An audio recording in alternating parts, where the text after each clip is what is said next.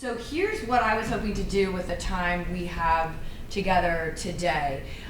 Given the emergence of the coronavirus in Rhode Island, I thought I would spend just a couple of minutes right at the beginning outlining where the college is, how we're managing the virus, and then taking any questions you may have. Then Sarah, for those of you for whom Sarah is a new face, she oversees student services, is with her team leading the implementation of the Rhode Island Promise program.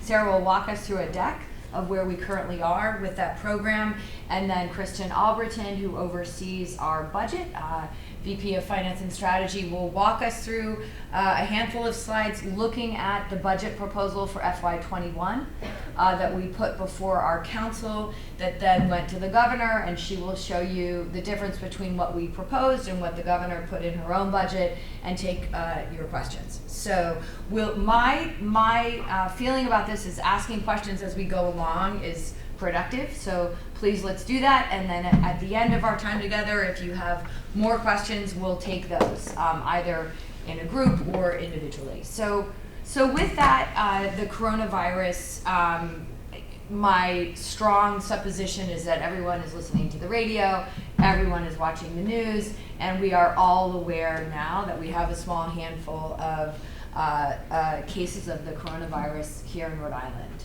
I want to tell you sort of what the college has been up to in anticipation of the virus coming. So we began that preparation several weeks ago in anticipation of the virus reaching Rhode Island as it did over the weekend. We have our own incident command team. That team comprises both the administration, student services, both with Sarah Enright and Dean Michael Cunningham, security, so the chief of our police, the head of our finance team, Kristen Alberton, that's Alix Ogden, and then Amy Kemp. So we've got, and Rosemary Costigan, of course. So we've got academics, finance, student services, security, administration, and communications. That team comes together every single day, evaluates the new information that is coming to the college from the Department of Health and from the CDC. And every single day that team then evaluates, does the college need to adjust its plan given the new information that is coming to it. After that team meets, Alix briefs me, and we make any necessary adjustments. So that is how we are managing this virus with respect to the college.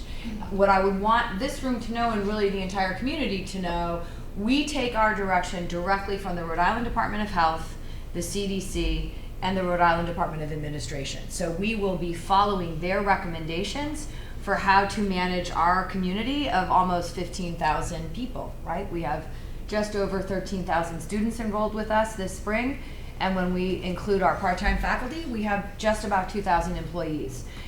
When I think about that community, I think about two things. I think about wanting to be sure that we are doing everything we can to safeguard the 15,000 members of our community, and I'm then immediately aware that those 15,000 members of our community, of whom every single one of us is one, we live all over the state of Rhode Island. In some cases, maybe some of you live slightly beyond those borders. We have 4 campuses that span the state. We have the largest number, hundreds and hundreds of healthcare workers. We are everywhere. So I think one of the most important messages that I would ask that we all internalize, that we share with our teams and with our students, is the very first one, which is, if you are not feeling well, please stay home. So if you are not feeling well, please stay home. And the advice is I have far better skilled folks here with our nursing and allied health people. If you aren't feeling well, call your healthcare provider.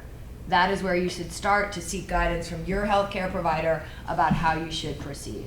All the other pieces are the basics. We've put them out in our now daily emails. They are, generally speaking, the approach that we take to fighting viruses and things like the flu and colds. Wash your hands continually with soap.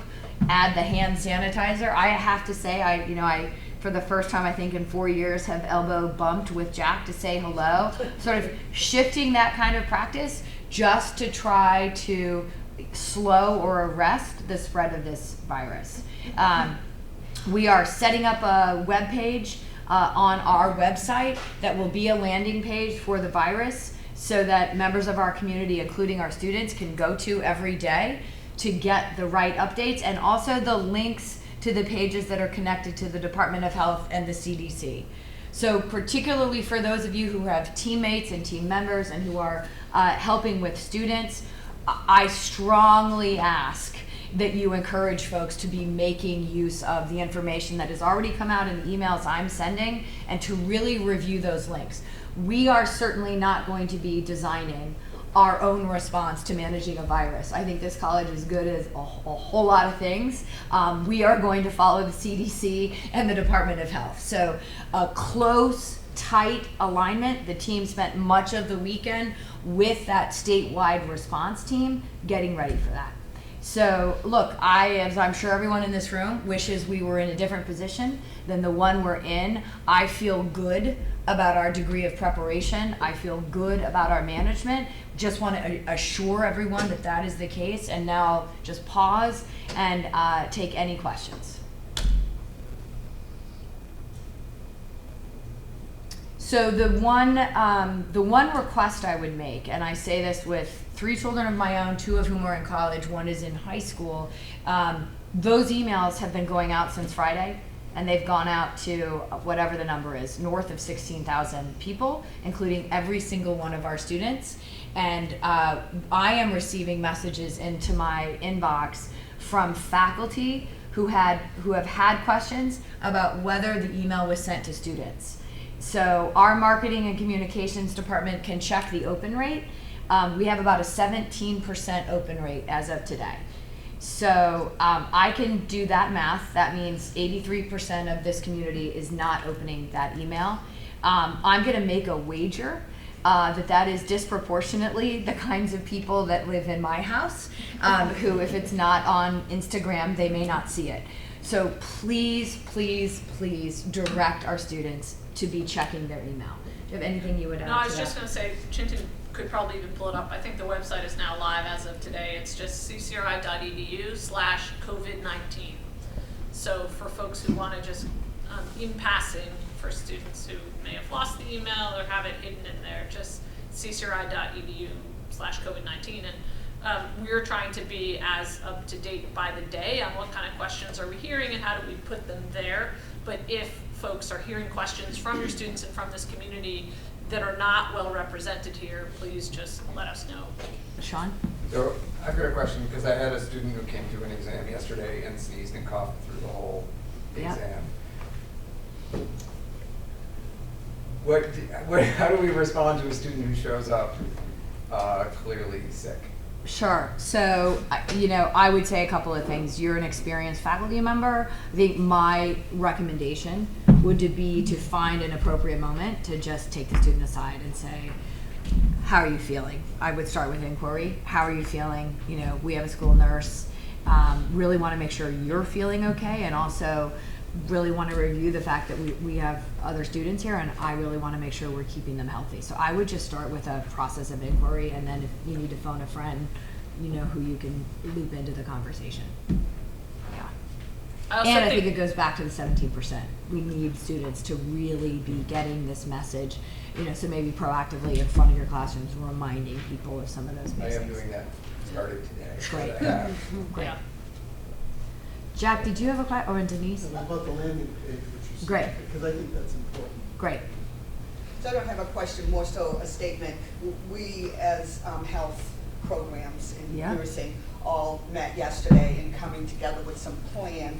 Should this, virus get worse, what would we do? So we're coming up with some alternative plans for using online. Sure. We're also making sure that our faculty know to loosen up on those deadlines and have makeups available, because again, we want to encourage students to stay home. So I just want everyone to know that we are working with students who are sick, who need to be home so that they can get their work online, and we're meeting and doing a daily check-in to make sure that everybody is on that same page. No, it's perfect. Thank you, Denise. And I know that Rosemary sent that email to all faculty on Saturday. Yes. I'm now getting similar communications from other institutions, both inside Rhode Island and outside, and we are very much in line with what their faculty are doing to adjust, which is we for sure want to make alternative arrangements so people stay home, get healthy, and don't infect the broader community.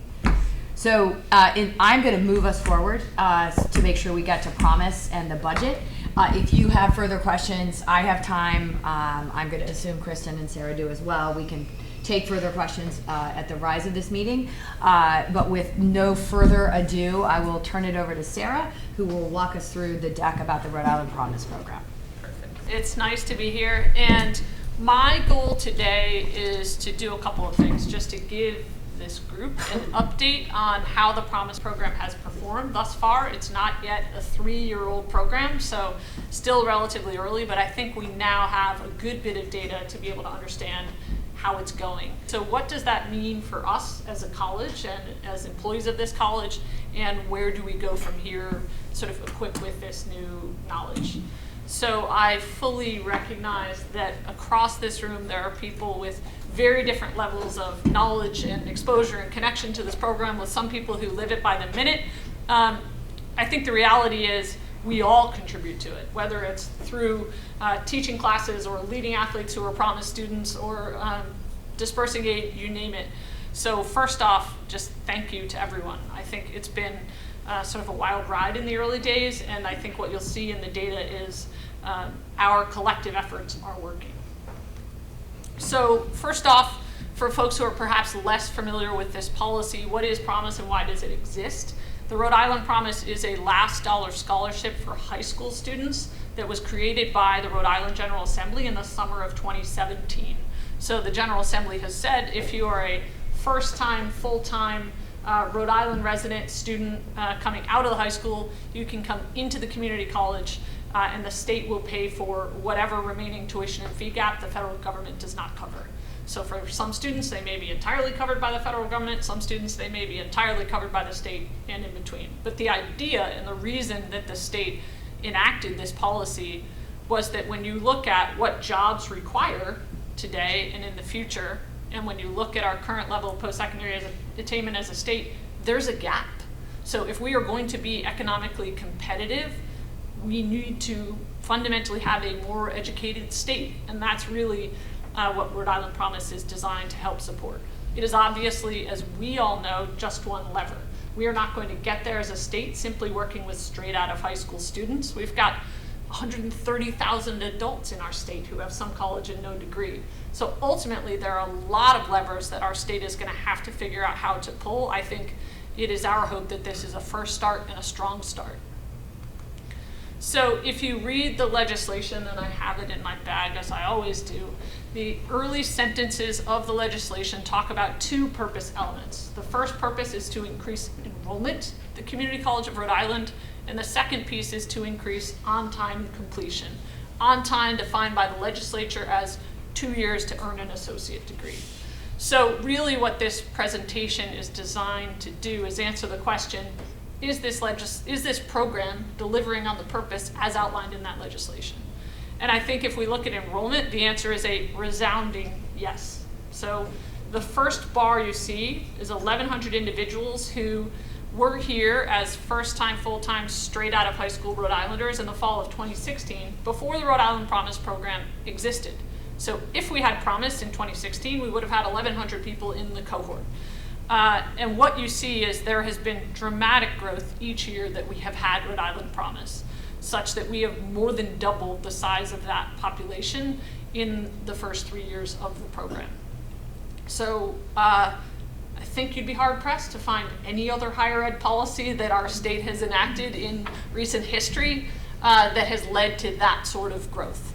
And I think it is doing what the state intended, which is not only driving growth, but driving growth and creating a sense of urgency among recent high school graduates. That is, don't wait. We know you need higher education. Get after it now.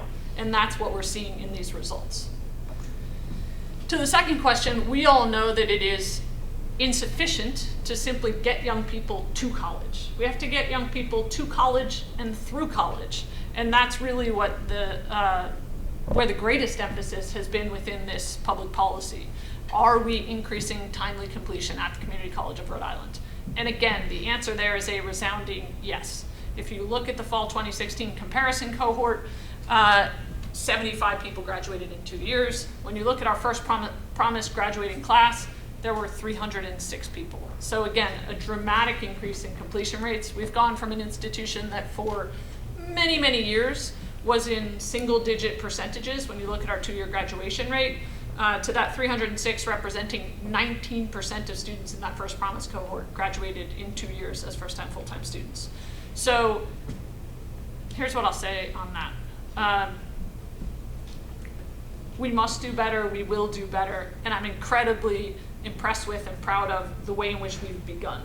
So no one is going to tell a story about how exciting 19% is as an absolute number, but you'd be hard pressed to find another community college in the country that has tripled its 2-year graduation rate in a year's time.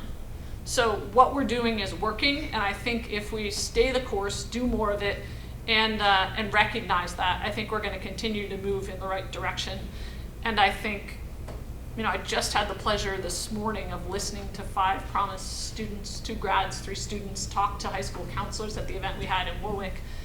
And what you hear when those students speak is, this is real. Like every one of those numbers represented by every one of these bar charts is a student with a very real story. And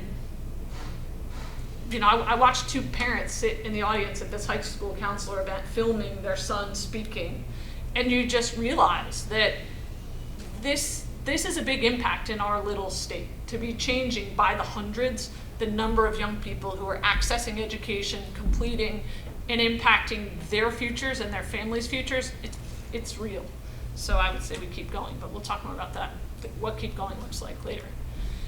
The next piece of this policy is it better work for all Rhode Islanders. In fact, it better work even better for Rhode Islanders who have historically lacked access to higher education. So we're a state that has dramatic, shameful equity gaps in education. That is our history, that is our truth. If you look at the college going rate, which Rhode Island Kids Count has measured for years, I might have a fact book that's a year or 2 old, but when you look at the fact book that's sitting on my table in my office, you'll see that they look at the college going rate by income quartiles. So they take the entire graduating class of X year, how many students graduate from high school, break them down into income quartiles, and see what is the college going rate for each of those. The gaps are alarming. So you look at the lowest income quartile, college going rate's 48%. So that means of these low-income people who work incredibly hard, you got students who hustle hard to get across that high school graduation stage, and less than half historically have been even making it to college. Forget graduating, even making it to college in the 6 months after high school. That's not okay. Now when you look at the top quartile of Rhode Island's high earners, college going rate is 77%. That's a really big alarming difference. And I think as that data comes out over time, we're going to see that Promise is helping to close those gaps. We already know from early data released from Rhode that the overall college going rate has gone up by 9 percentage points in our state during the time of this program. That's huge. Again, to the question of have other public policies achieved this? No. Rhode Island's overall college going rate prior to Promise was 59%. So 59% of students graduating from high school landed in college in the 6 months post-graduation. That's gone from 59 to 68% in the time of this program. We want to exceed 68% as a state. We want to keep going and keep growing. What I will say is a 9 percentage point increase in the period of time that this has been underway is a big deal. And I think what we're going to see when the more stratified data comes out is I would be shocked if we're not seeing increases in low-income students, because that's what we're seeing within our college. Again, not good enough to just get anyone to college. We've got to see all students succeeding in greater numbers, and that's what we're seeing here as well, with 4 times the growth in the number of low-income students graduating in 2 years out of that first cohort. similarly with students of color, Rhode Island has very real gaps. I think I've shared before that if you look at Latino youth in our state in the K-12 system, maybe it has changed in the last year or two, but as of 2 years ago, we were 50th in the country for educational outcomes for Latino youth. 50. So we have work to do as a state. Are we as one institution going to change everything? No. But is it a very real central part of our mission to focus on that change and to do everything we can to close those gaps? Absolutely. And I think what we're starting to see in our data is that Promise is one lever. Again, just one, because we have a whole lot to do as an institution to become a fundamentally more equitable college and to support all students in completing. But I think Promise is a powerful lever that's pushing us in the right direction. When we look at completion rates for students of color, I think if nothing else, part of what Promise is doing is forcing us to shine a very bright light on what is our truth and what do we need to be focused on and how do we measure that, look at that, and get better. So when we look at students of color, 9 times as many students of color graduated in 2 years out of the first Promise cohort relative to the past. Now, whenever you see 9x growth in anything as a statistician, you kind of say, well, where do we come from? What does that mean? And what you'll see is we came from a shocking position of, 100 students of color starting, coming to college, ready to pursue higher education. And out of every 100, 8 crossing the graduation stage in 2 years. Now, we have a very healthy discussion about why 2 years is probably a quicker timeline than any community college administrator, faculty member, or staff member would expect, and why 3 years is what we think is a better time frame for everyone. But we ought to expect that plenty of people are capable and ready to graduate in 2 years. And I think what we're seeing through Promise is, yes, our students are inherently capable, and when we set up the systems and the structures and supports, they're able to get there, and we want to see more of that. So that's Rhode Island Promise. That's the where we are today. Again, we're not yet 3 years into this. On August 3rd or 4th, that'll be 3 years into the point at which this became official. I think what's most important for us to know and understand at this juncture is the next few months are a critical time for Rhode Island Promise, because the legislation as currently drafted, designed, enacted is just a 4-year pilot program. So Rhode Island Promise, as written into Rhode Island general law today, is a program that supports the high school graduating classes of 2017, 2018, 2019, and 2020. The graduating class of 2020, they're going to graduate pretty soon. So this program is for certain there for those young people, and this program should be there for more young people. We want this to be there in perpetuity and to become part of the fabric of our state and higher education in Rhode Island. So what I would ask of this group, because there are those of us who will be advocating for Promise as a very formal part of our jobs, I guess what I would say is, so much of what happens in our very tiny little state is not formal. It's about how does the Rhode Island general public, which is so very deeply interconnected, feel about things. This is a policy that either the state of Rhode Island is going to get behind or not, and it is our strong hope that our state decides to get behind this. And I think what we can do about that will unfold in thousands of tiny ways. It is the, when you see someone in the grocery store, or you see someone at Dunkin' Donuts when you're getting your coffee and you hear them talking about that free college, it's finding the moments where people need to hear the voices of the folks who know about this program and know about it, not from the media, not through 7 filters, but yeah, I work at CCRI, or I know this program and I believe that it's good for our state. And so that's where we are. I think it's been very good for the students who are part of this program. It's been great for our college. The reality of the community college environment right now is that, particularly in the Northeast, enrollments are dropping in fairly precipitous fashion. That is hard for colleges to deal with, right? When you have enrollment dropping, you are then in a difficult, back on your heels position as an institution, and we don't want to be there. So it's helping students, it's helping our college, and I do believe that more students graduating by the hundreds is going to help our state. That, over the course of years, is going to have a positive impact. So with that, I will pause. I've talked a lot. I'm happy to take questions, feedback, input, anything. Just a couple of additions while you're reflecting and gathering your questions.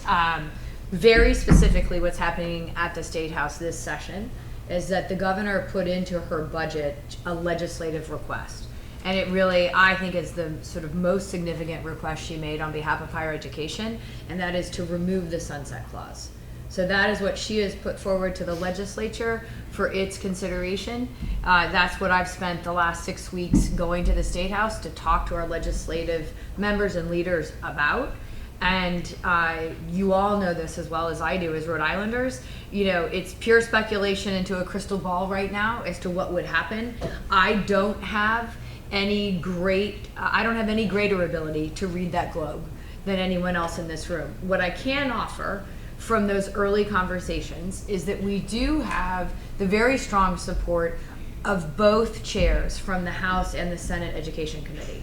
So both of those leaders absolutely are firmly behind this. They have seen the impact in their own districts. They see the impact statewide.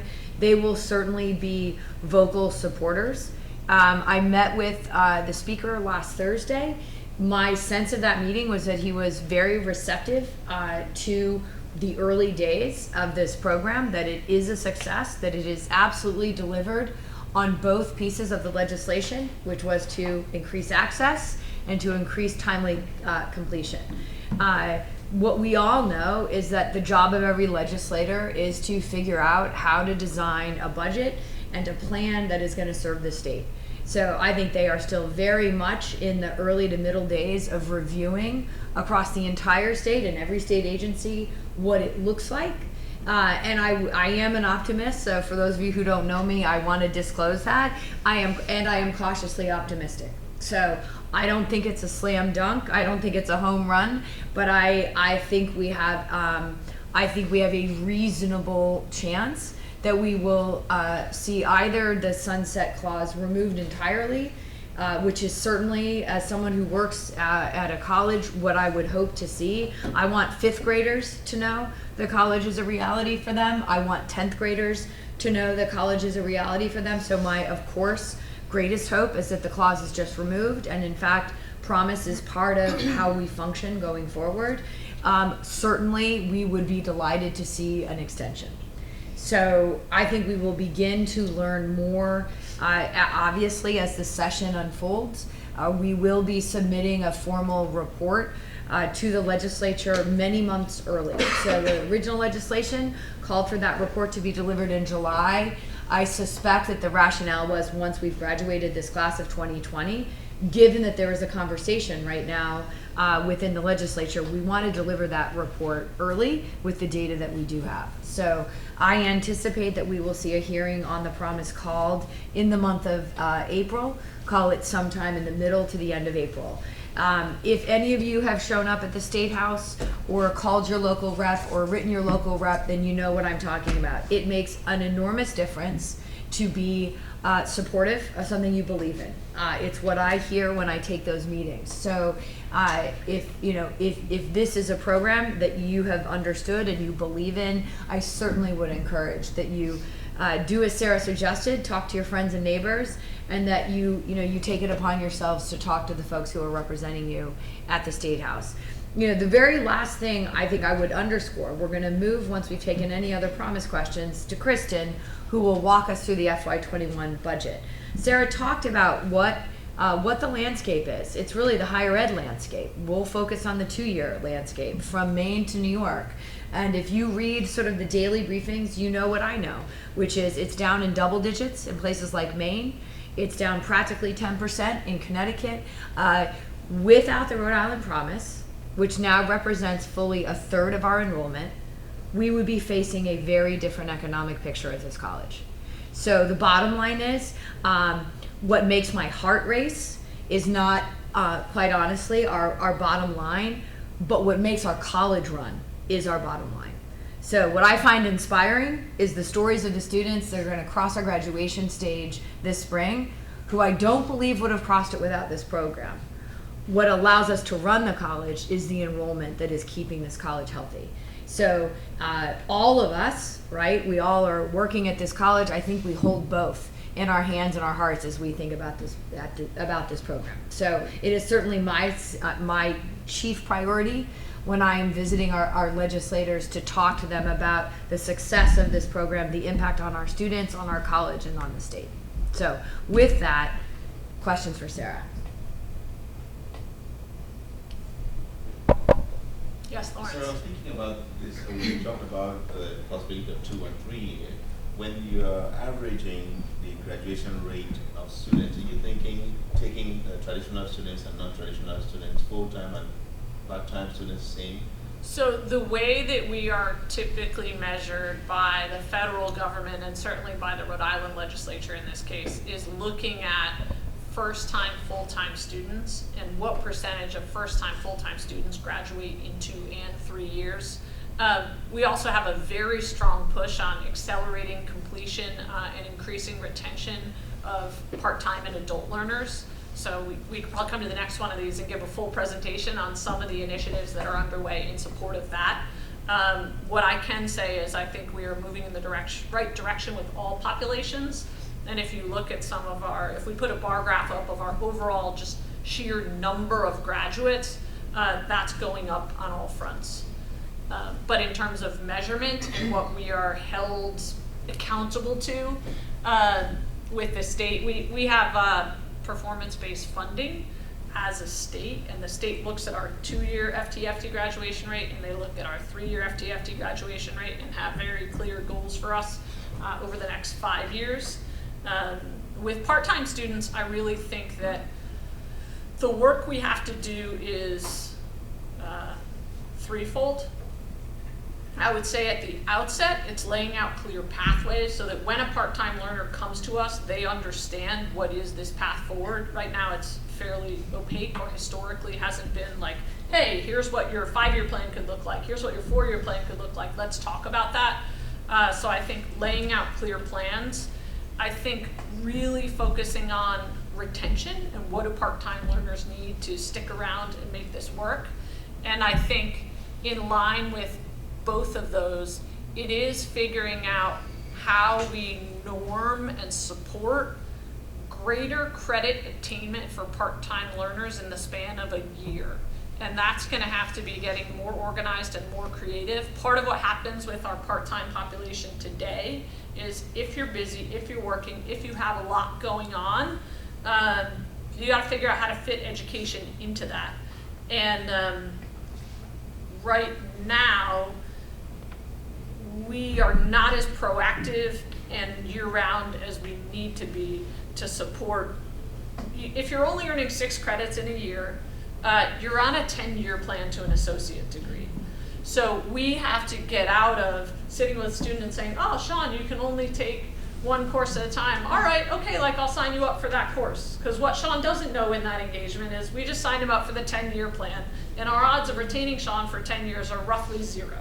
What we have to do is figure out how do we become a 12-month college, how do we increase online learning so Sean can take 1 in person and 1 online, how do we look at opportunities to package it so that you can say, all right, I get that you can only take 1 this semester, but here's how throughout the course of the year, Sean, we're actually going to enable you to take 5 courses or 6 courses or whatever it may be. So I won't pretend that we have all those answers, but I think we have much greater clarity on the issues with adult learners are giving them a clear plan, packaging and offering things in a way that fits into their schedules, and really sticking with them so we don't lose sight of them if they are going to be here maybe for 5 years.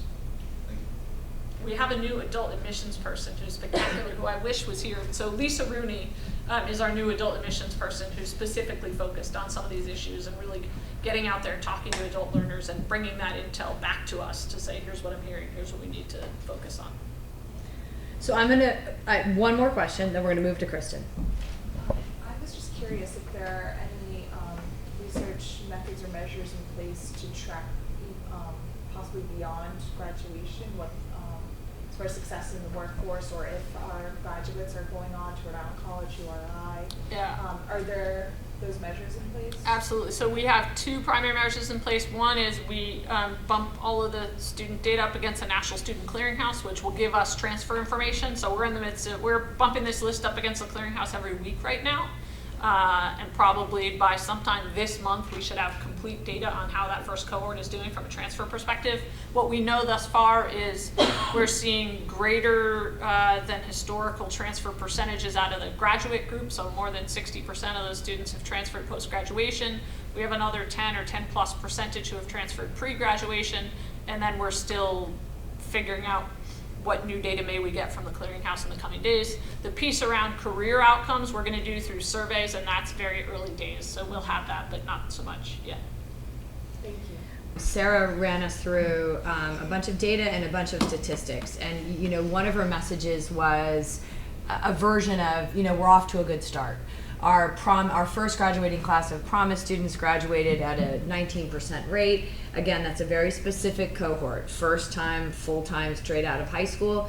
The overall population that was first time, full-time, so the only thing they weren't was straight out of high school, graduated at 18%, so very, very close performance. I think the thing I would want everyone in this room to feel, of course we want to see our students continue to do just that well in an even greater, higher percentage. I will also say what this college, and that means everyone in this room and our students, has done is extraordinary. We've gone from 50% below the national average to 40% above. So if any of you, you know, you think about investing, and I think it's important to benchmark. We need to benchmark ourselves against every other two-year college in America. And you know where we are right now? 40% above the national average. I think we're going to keep going. When I think about the three-year average, the three-year graduation rate, which I honestly think is becoming sort of the single most important metric in the community college space, I think we're going to hit at least 30% this spring. And when we do that, we will have the highest three-year graduation rate of any college of any scale in New England. So I guess I would want you all to know, we all want to see every single one of our students graduate in a timely fashion. I think it's also very important for folks who don't work in the higher ed space to understand what it is you all do every single day when you come into this institution, and what our students do every single day, and just where we are as a country right now.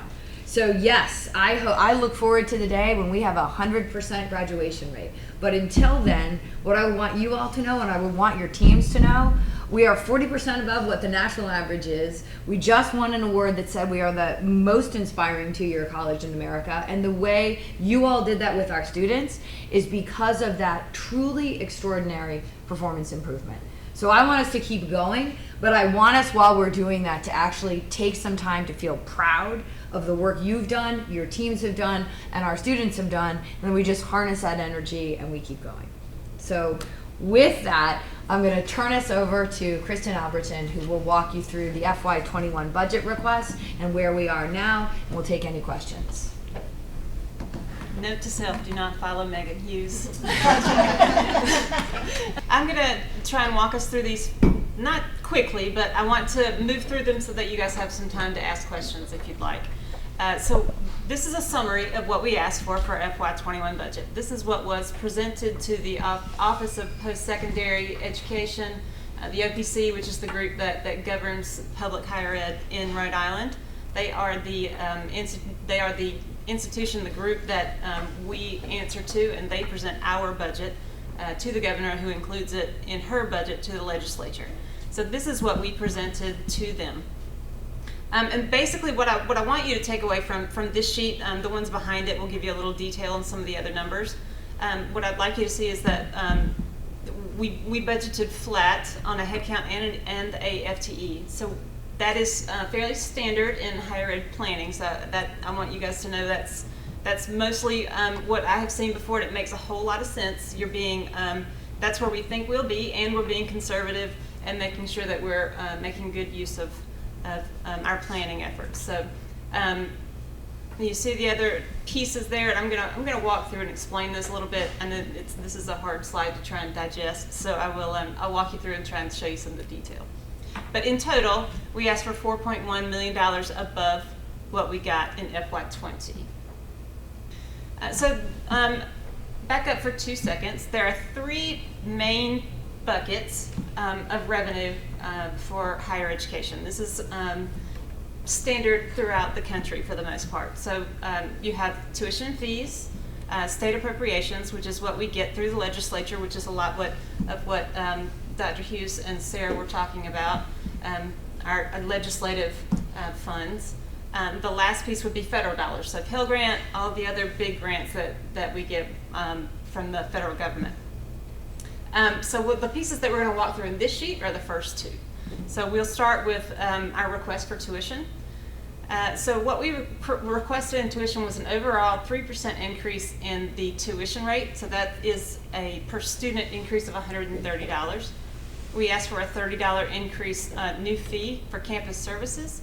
That is going to go towards new services on our campuses for students, like our One Card. We're doing you guys have heard of a One Card. It's sort of like an all-in card. You have your key on it. You can use it in the dining hall. We're going to be able to use it for print services. So we have lots of things planned to try and market that and make those kinds of services really easy and have a one-stop kind of operation for those services. The other is outfitting and maintaining our spaces where our students go to eat, where they study around campus. It is about putting sticky spaces, for lack of a better word, where we want our students to be, where they're comfortable. We need lots of plug-ins. We need places for them to sit and collaborate and move around. So that is what this is for, to support those efforts. So overall, excuse me, 3.4% increase in tuition fees. This slide gives you an idea of where we are in schools that we have historically compared ourselves to. They're schools in our region. So you can see the last 2 years we've been right in the middle, and I can tell you, looking at I've looked at least 10 years back, this is historically about where we sit. I know in the last few years there's been an effort to try and standardize what we're asking for to make it much more easy for parents and students and for us to plan. So if you know that you're going to ask for something in a range every year, then it helps everyone, even if we're asking for minimal amounts to adjust for cost increases. It just helps everyone to plan. So you can see where we came in at $48.60. I'm assuming that the other colleges, we haven't seen those yet, are going to come in around the same 3% type increase. That's fairly typical. But as you can see up at the top, it shows the maximum Pell rate, $61.95. So we're still well within that range. And even from finance, that's what we want to see. So you will hear us as we start talking about budgeting, and if you ever listen to our budget hearings, you'll hear Dr. Hughes talk about current service level. That basically is what it costs us to run the business of the college. This is all your payroll. This is what it costs us to run. So the largest piece of that, you guys know, is payroll, but it's also all your operating, all those other things that aren't covered by grant funds. So if it's not federal, it's these first 2 pieces of money go into both of this. So what you're looking at here is, this is a breakdown of what we asked for in increases.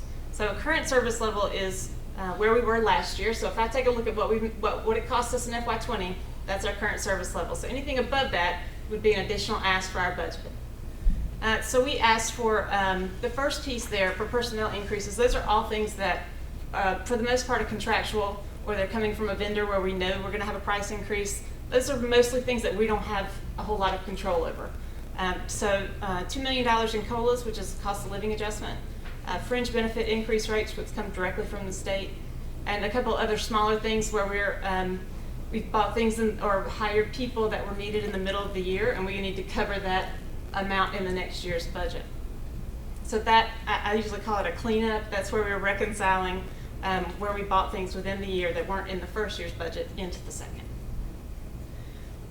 Debt service, you see that there with a negative $411,000. Debt service is actually what it costs us to borrow money. So it's the principal and interest on our We have a small bond from where we've done some things. It's a, I forget what, it's not a GO bond, which is what we asked for this year, and I'll look it up and send it to you guys. But we have some debt service where we built some electricity something. I'll get that for you. Anyway, the 411, we get that directly from the state, so we know what that bill's going to be. That's going to be a wash. So we budget exactly what we know the bill's going to be. It still shows up in our budget. You see it went down. That really does not have an impact on us because that's exactly what we're going to get charged. So I don't want you to see that and think, oh, they cut us and we can't afford to pay our debt. They give us exactly what we owe. So in the last piece, you'll see we asked for $1.3 million in new initiatives. So we asked for $2.8 million to cover our service level increase, $1.3 million in new initiatives for a total of $4.1 million. So what did we ask for in new initiatives? And I should have said this when we started. My purpose for showing you what we asked for is because I think it's important that we all talk about what the real needs were. We made a committed effort this year to not roll one year's budget into the next. I know that that's tough to do, but we actually took a hard look at what we really needed. We made the initial attempts to think about what do we need as a college to move forward. And we'll talk about what we do moving forward from today in just a minute. But what we did ask them for was money for counselors, $450,000 for 5 counselors, $100,000 for strategic marketing, and that is specifically geared towards retention. We have lots of conversations about how much more expensive it is to go out and recruit a new student rather than keeping the ones we have. So that is geared a lot towards customer service, actually marketing to the students who are actually here, who are here already. $100,000 for faculty professional development. We are committed to investing in our faculty and staff. And $650,000 for cybersecurity. You guys know I could go on and on about what we would do with this money. I think you see some sort of phish email or something happening across the country every single day. So we have to remain vigilant, and we do have to make investments as a college to protect ourselves and our students, because we are the world is more digital every day. So the people who would do us harm are getting smarter and smarter, and we have to try and keep pace. So this is about systems to help us protect ourselves. We asked for $4 million additionally over last year. The $2 million was for tuition increase, was approved by the governor and is now sitting with the legislature for approval. The additional $2 million that we asked for that had this 1.3 and the additional money for the CSL, we had received about $100,000 for that. But even even with that, especially from what Meghan talked about earlier, across the whole country in higher ed, we are seeing cuts. We are seeing enrollments down, state budgets being cut. So flat to increase is really good.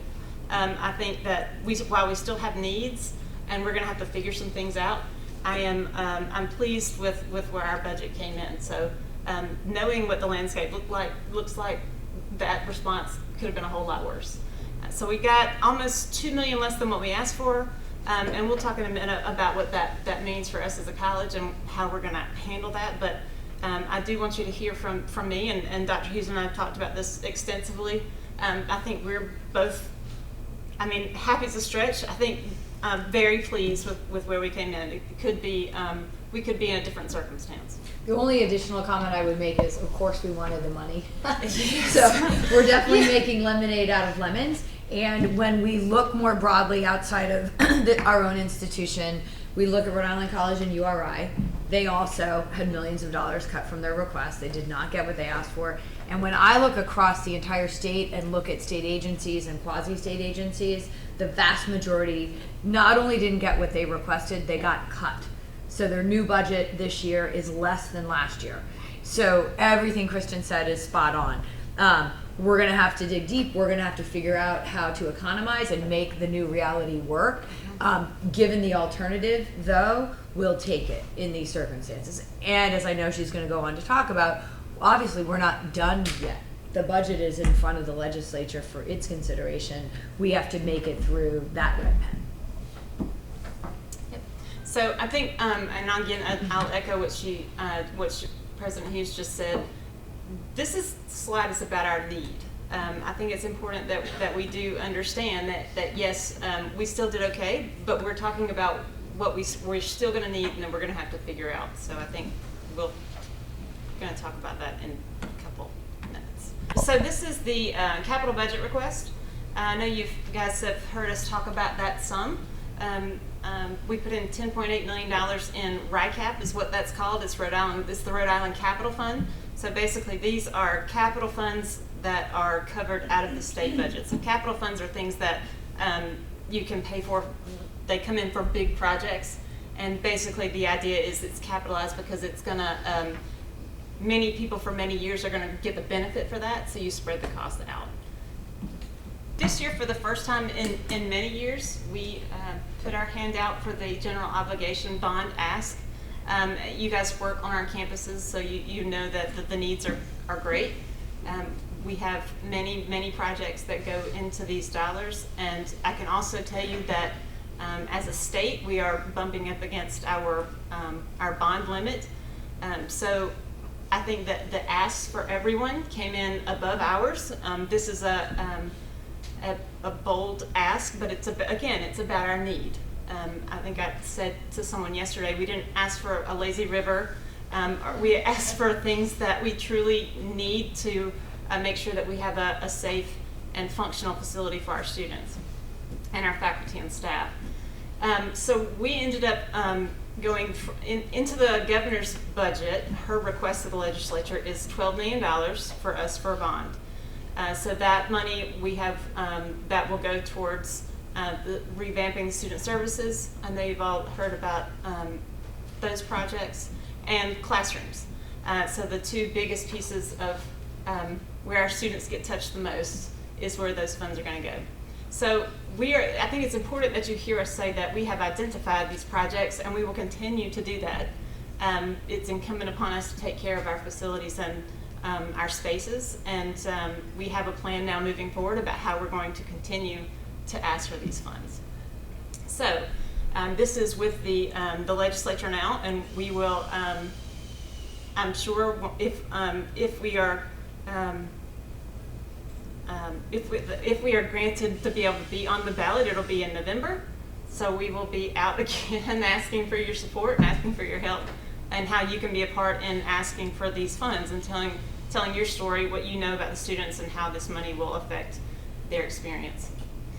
So I just have a couple minutes, then I'm going to let you guys ask questions, but I do want to talk to you a little bit about how we budget as a college and how I see that moving forward. I know that when I ask how things have gone and what your budget is, a lot of times I hear from people they don't know how to find it, not quite sure what their budget is, and as a finance person, that's just a stake to my heart. So we are on a campaign now to really communicate better from my offices in terms of finding out what it is you guys need to know to run your business on a day-to-day basis, what it is you need. So we'll come back to that conversation later on in the year, and you'll see much more of me. But I think it's important for you to know that these things we're talking about, this $1.3 million, we need those things. They are going to be things that we invest in. We need money for our faculty and staff.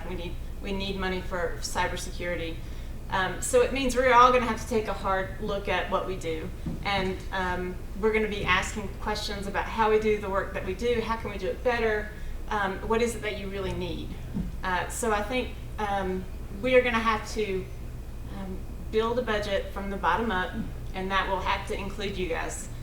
We can't do that at our level and be successful in reallocating funds towards the things that we have decided we really need. So I think what I would like you to hear is you're going to be getting lots of questions from me. We're building lots of tools to try and help you do that. And we'll be rolling those out and coming to see you again, showing you how to use them and asking questions. But I think that it's important that we all start talking about the elephant in the room. I know that the budget is always the thing I hear that people are not quite sure about and they don't want to ask. I want you to know that I've talked to lots of people that don't know anything about budgeting. You get no judgment from me. Come, let's talk about what questions you have. Let me show you where to find it. Please, we're making a concerted effort to improve there, in my offices anyway, so I want to hear from all of you. So I think that is what I have. Anybody have questions? Just one comment as you're forming them, and thank you, Kristen. Fantastic. The state was approaching its ceiling that it can put forward for bonds, so that when Kristen was referencing that piece, the last time we were on a bond, the college was 20 years ago to get the Newport campus built. When I sort of did my back of envelope math, sort of where does this college sit with our Rhode Island College and URI friends in terms of the percentage of overall bond dollars we've gotten over the last 20 years, it's 2.5%. So I think it's time for us to be back on the bonds. I will intend to have us go forward and make that request with subsequent bonds. So I think the fact that we got on it for the legislative consideration is really important. Yep. Kristen is right. We put forward a $62.5 million request. Like every other agency, we needed to dramatically pare that down. The governor's office chose to put $12 million of that request on the bond request. There is an additional $28 million that they're putting through RICAP. So that is part of her legislative request. I'm hopeful we will get that, and we will be able to use those dollars to take on some of the projects that we had put forward in our bond request. So with that, questions for Kristen of any kind on our FY21 budget? And again, this is what was submitted to the legislature, so you can expect me to come back and have this conversation with you again and again and again until we're all sort of on the same page about our budget. Yeah. So I just have a quick question about the bond. At this stage, do we already get packaged with other organizations the way that it will be when we go to vote? It'll be a higher ed bond. Yep. And I think Yes. I know for sure we're with Rick and URI. What I wouldn't bet our lives on is it a single bond measure that includes the other state agencies? Probably not. Almost positive, yes. Now, when they line item it out on the ballot, and again, I'll look for that too, and send you guys an update. But it'll be an up or down for higher ed. Yeah. So as a that- Rhode that Islander, the packaging, ends up on the ballot, like, do you support clean water? Yes. So getting on the right ticket is important, and I just wonder, something to just, for us to think about collectively within faculty, staff, alumni, as our office works with those, are there opportunities both with Promise and with the bond for us to start talking about talking points now Yes. to organize around reaching out to our legislators? I think that's, our team is small. I think there's a lot of things we can do, but we just need to be, as a college, thinking Yes. about what those things are right now. we certainly have a legislative strategy for both Promise and Bond that is up and running. Absolutely, being sort of co-led with Alix and Amy. And what I think we are now beginning to build is for members of the community that really want to be a part of that, boy, would we love that participation. So look to us to come back to you. And I'm from Georgia. You guys probably didn't know that from listening to me, but one of the beauties of that we have found as a family in Rhode Island, it's almost exactly what Sarah said. It's a small state, and you know and see everyone. That is where all of us can make an impact every single day. Is that you hear from this team and you tell your stories with the people that you see in the grocery store and the ones that you interact with, because it is a small state and things get around quickly. So the story here and the great things that we have going on, that's how you can help right away. Great, thank you, Jen. Oh, jeez. Yes, sir. I think to that point, I have a comment, not a question. Can I offer a comment? Oh, sure. It's, I was with one of our alums in her office this morning in Newport before I came back up to Lincoln today, and it's helpful to hear the way that Sarah began with the promise and what the outcomes are and what the story is that we can tell, and to then hear what, I loved hearing someone ask, what are the talking points you want me to speak to? I can go and deliver whatever talking points you want, but what I get to share are the outcomes. And so that's what I was rattling off this morning when I was sitting before a banker who's the head of a business and one of our alums. And what she immediately went to was, how do I get this story? So she's like jazzed. Like, she's so into the conversation. I'm like, oh great, this is good. I'm glad you're happy right now. And what she went right to was, how do all Rhode Islanders hear this? And I think it goes back to the 2,000 employees that we have here at the college and the Yeah. pride that we hold for our institution, and to be telling that story of Promise's impact, of the impact that a bond would have when we're ready, and why we come here every day to work with our students. So I think that is just something I wanted to share, because this is a wonderful bookend, though the day is far from over, a really wonderful bookend to how I started my morning.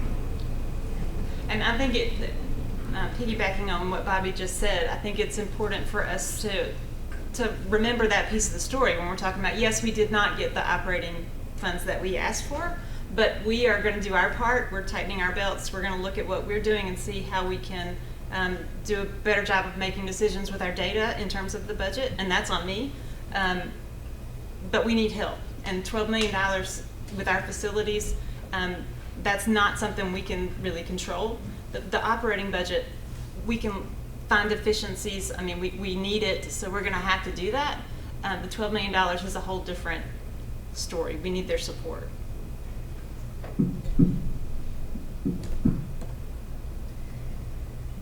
So I think we're slightly over time. I really appreciate everyone staying an extra few minutes. If you have remaining questions, please come bring them to us. We'd love to answer them. Thank you guys, all of you, for being here. Please stay healthy, and those of you who are headed out next week, please enjoy your time away from the college, and look forward to seeing everybody again very soon. So thanks very much for coming.